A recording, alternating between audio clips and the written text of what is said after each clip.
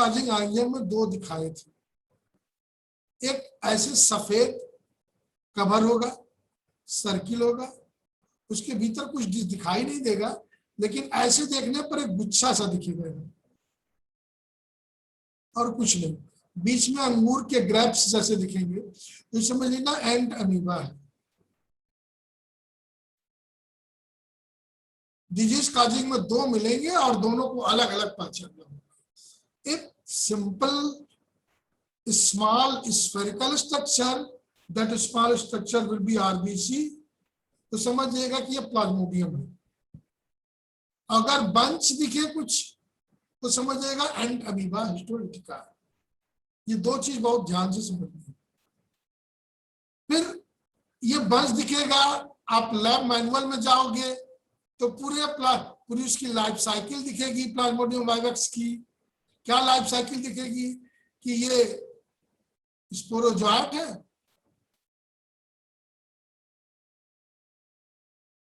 अगर इसको कायदे से देखें, अब इतना कायदे से तो वहां दिखेगा नहीं, ये न्यूक्लियस है और ये सेक्रेटरी ऑर्गेनल्स है, इनसे जो सेक्रेटरी ऑर्गेनल्स है इन्हीं से लाइटिक एंजाइम निकलेगा, इसी से लाइटिक एंजाइम निकलेगा, and that will make puncture in the wall of liver cell. Liver cell में ये जो पंचर करेगा ये स्पोरोजोइट लीवर सेल में आ जाएगा, और आने के बाद ये थोड़ा सा बड़ा सा स्फेरिकल स्ट्रक्चर बना लेगा, इसको बोलेंगे cryptozoite.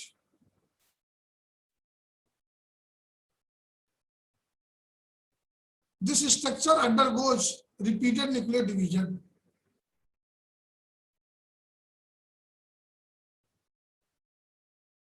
Repeated nuclear division,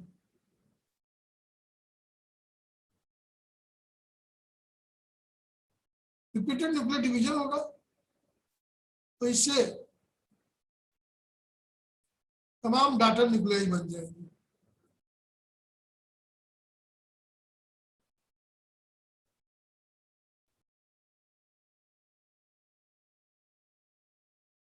hundred हो सकती है, 1000 हो सकती है। Then each nucleus later on gets surrounded by cytoplasm. Each nucleus gets surrounded by cytoplasm.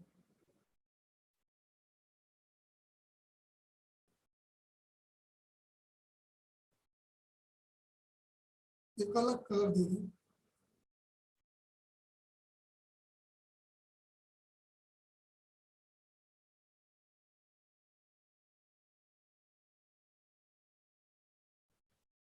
अब इन स्ट्रक्चर को जो बने हैं इनका नाम देते हैं क्रिप्टोमीरोजोइट।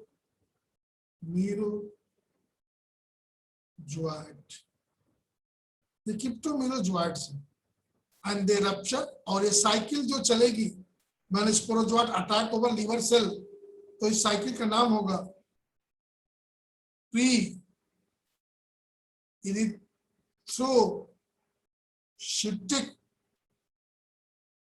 साइकिल।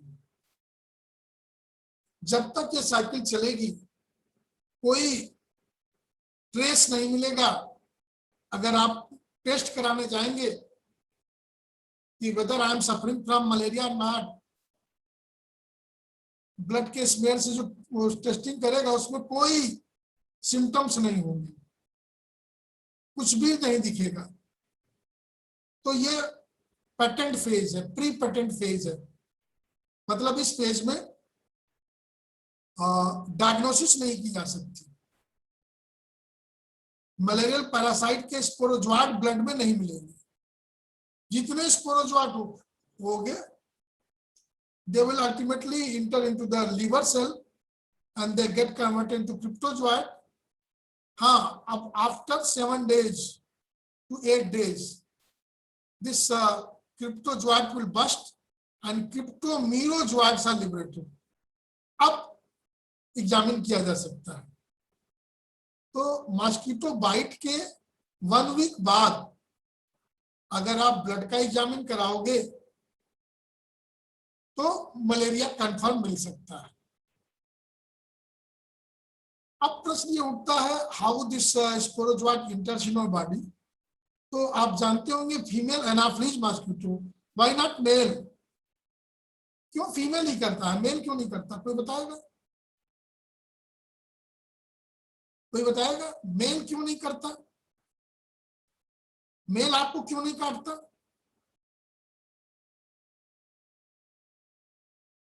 कोई बताएगा? वीडियो स्टार्ट कर देते हैं आपका, आपको बोलने की इजाजत दे देते हैं। चलिए कौन बताएगा?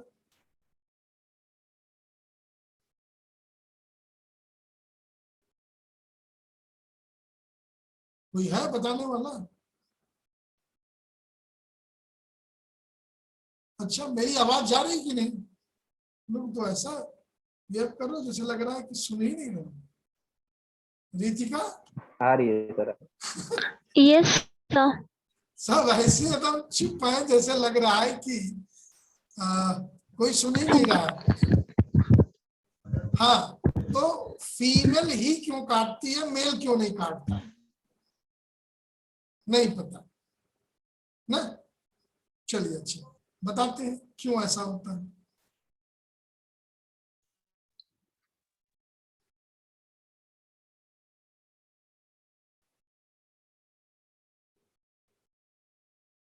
ये जो फीमेल है, इस फीमेल में एक ऐसा स्ट्रक्चर होता है, इसमें ये 7 टीथ होते हैं। इस स्ट्रक्चर को मैंडिबल बोलते हैं।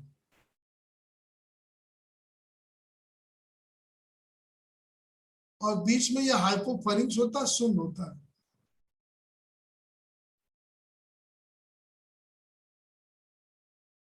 हाइपोफैरिंक्स, ये जो मैंडिबल है इसी से एक कट बनाया जाता है। और this mandible is available in case of female only, these are absent in male, that's why male mosquito can't bite you. घूमेगा आपके कान के चारों, भ्रुन भ्रुन आवाज करेगा, इसे लग रहा कुछ है, लेकिन वो बैठेगा भी तो काटेगा नहीं। क्यों? उसके बाद काटने का तो यंत्र ही नहीं है, मैंडिबल ही नहीं है, दांत ही नहीं है। और मच्छर के दांत लंबे होते हैं और वो उस पर छोटे छोटे दांत लगे होते हैं, खट से काटता है। और काटने के बाद जो हाइपोफैरिंक्स है, यहां से एक ड्रॉप गिरा देता है कटे हुए स्थान पर। इस ड्रॉप में सलाइवा होता है और सलाइवा में एंटी कोगुलेंट होते हैं।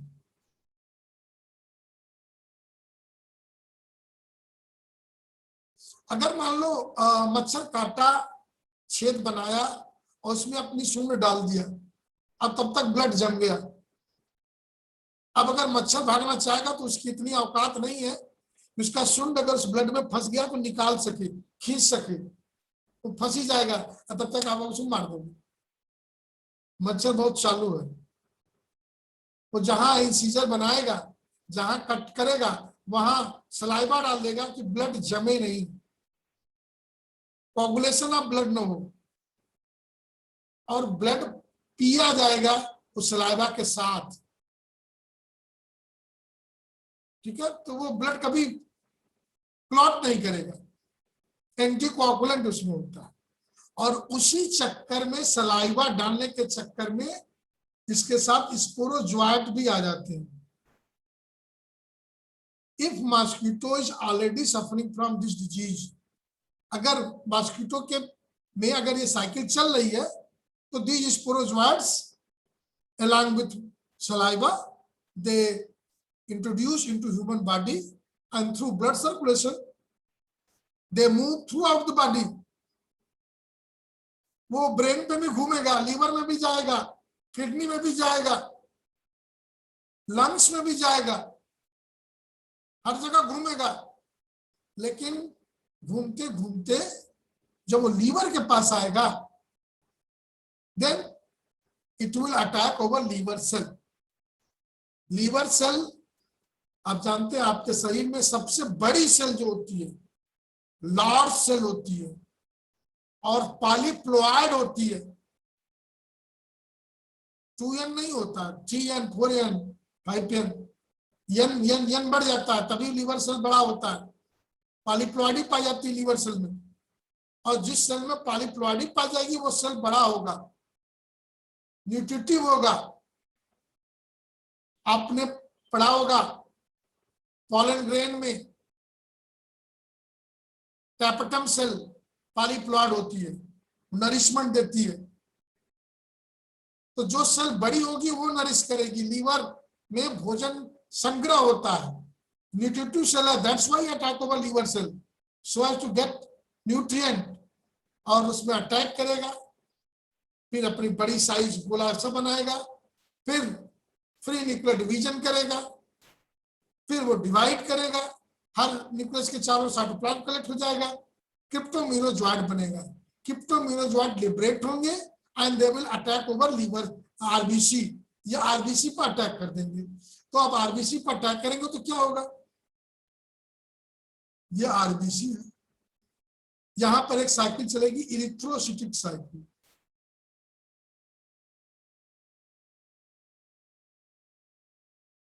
इरिथ्रोसिटिक साइकिल, ये आरबीसी चलेगी। इस पर अटैक कौन कर रहा है, क्रिप्टोमिनोजॉइड।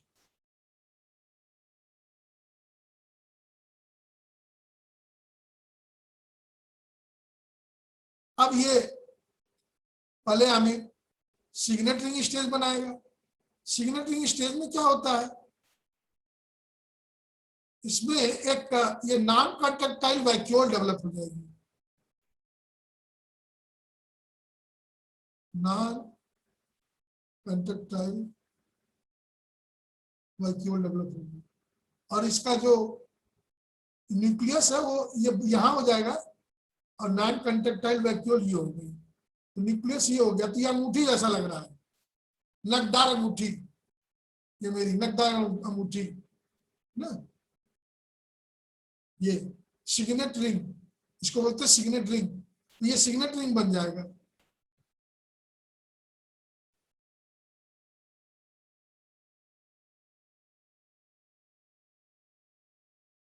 ये आरबीसी है, सिग्नेट रिंग बन गया।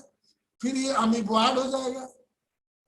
इसके बाद फिर ये जो इसके अंदर जितने हीमोग्लोबिन है, हीमोग्लोबिन का भक्षण करेगा, खाएगा, और हीमोग्लोबिन का हीम पार्ट डाइजेस्ट नहीं होगा, ग्लोबिन प्रोटीन है, ग्लोबिन डाइजेस्ट कर लेगा। हीम जो है हीमोज्वाइन ग्रेन्यूल्स के रूप में यहां पर कलेक्ट रहेगा।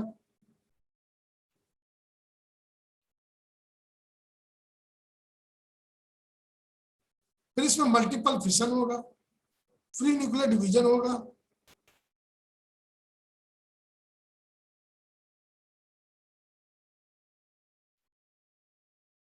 फिर इसमें 20 से लेकर 24 तक स्ट्रक्चर बन जाएंगे, न्यूक्लियस बन जाएंगे। हर न्यूक्लियस के चारों ओर साइटोप्लाज्म कलेक्ट हो जाएगा, और बाद में ये स्ट्रक्चर बस्ट कर जाएगा।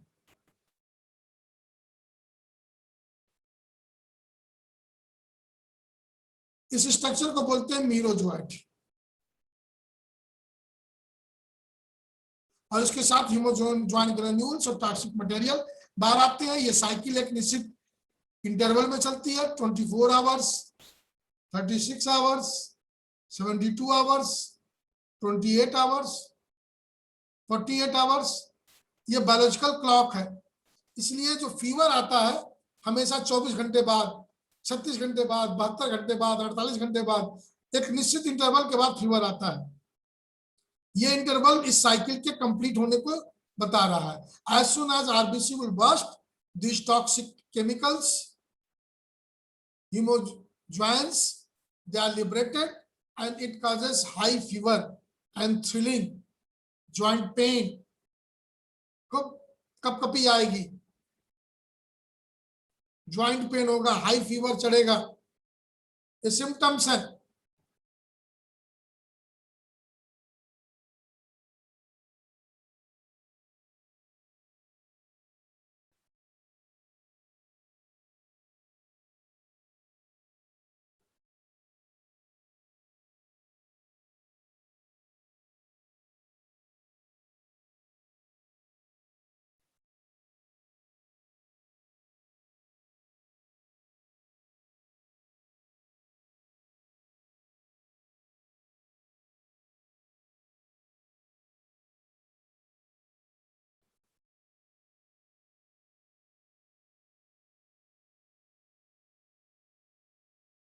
प्लाज्मोडियम वाइवेक्स मलेरिया पैरासाइट, ये कलर डायग्राम है, देख लीजिए, रनिंग टाइम आ गया, कलर डायग्राम है। ये डायग्राम आपको प्रैक्टिकल फाइल में बनाना है। ये सिक्रेटरी ऑर्गेनेल्स है, दो ठो, एपिकल कैप है, ये न्यूक्लियस है, ये माइटोकॉन्ड्रिया है, ये एंडोप्लाज्मिक रेटिकुलम से तमाम। यही डायग्राम आपको बनाना है ये वाला फाइल पर, ये डायग्राम बनाना है, ये कमेंट लिखने हैं। Plasmodium obligate parasite of insect and vertebrates, digenic parasite, 2 point यही हो गए। डाइजेनिक पैरासाइट है, ऑब्लिगेट पैरासाइट है, parasite of insect and parasite of vertebrates. ये सिम्टम्स, 3-4 सिम्टम इसमें याद कर लीजिए। फीवर है, चिल है, हेडेक है, नाजिया है, वॉमिटिंग है, डायरिया, एब्डोमिनल पेन हो सकता है, रैपिड ब्रीथिंग हो सकती है। 4-5 इसमें से सिम्टम्स याद कर लीजिए। कैसे बचा जाए, प्रिवेंशन याद कर लीजिए। कवर योर स्किन, स्किन को कवर कीजिए। कैसे, फुल शर्ट से, सॉक से, फुल पैंट से, और इंसेक्ट रिपेलेंट लगाइए, आडोमास लगाइए, कुछ छिड़किए, मच्छर आपसे दूर भागे। कपड़े पर कुछ लगाइए, छिड़किए, नेट के भीतर सोइए, मच्छरदानी के भीतर सोइए। तो आपको 5 या 6 कमेंट लिखने हैं। It is protozoan number 1 known as Plasmodium vivax. It is digenic parasite. Its primary host is mosquito. Secondary host is vertebrate. Symptom, it causes malaria. इसके बाद सिम्टम्स मलेरिया के लिख दे। फिर कैसे प्रिवेंशन करें ये लिख दे। और मॉस्किटो को इंक्रीज करने के लिए आसपास पानी है तो पानी कलेक्ट न होने दे, वाटर कलेक्ट न होने दे। अगर कहीं ड्रेनेज है, नाली है जहां वाटर होगा ही होगा, तो you have to spray kerosene oil over it, जिससे उसके जो लार्वे वो मर जाए। तो ये आपको लिखना था। इतनी बात समझ में आ गई?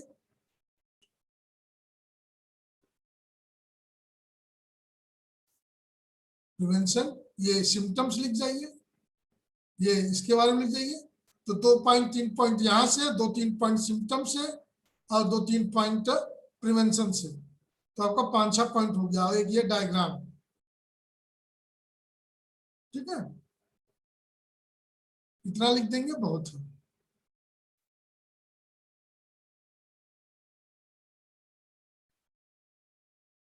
कुछ अभी इसी में से चलेगा क्या?